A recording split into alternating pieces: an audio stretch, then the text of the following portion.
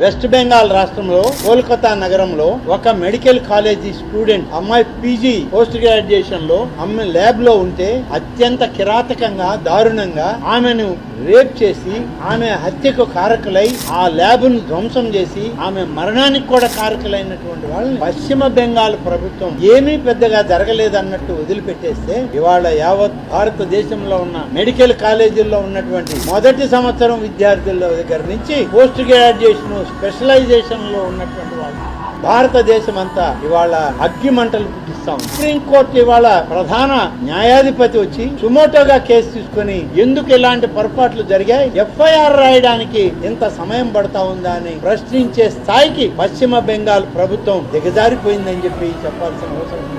Medical college విద్యార్థులంతా ధర్నా చేస్తూ ఉంటే నన్ను రమ్మని ఆహ్వానిస్తే వెళ్ళాను. వాళ్ళు చెప్పిన అత్యంత బాధాకరమైన విషయాలు విన్న తర్వాత దీనికి పూర్తిగా మేము మద్దతుగా ఉంటాం. మా ప్రభుత్వం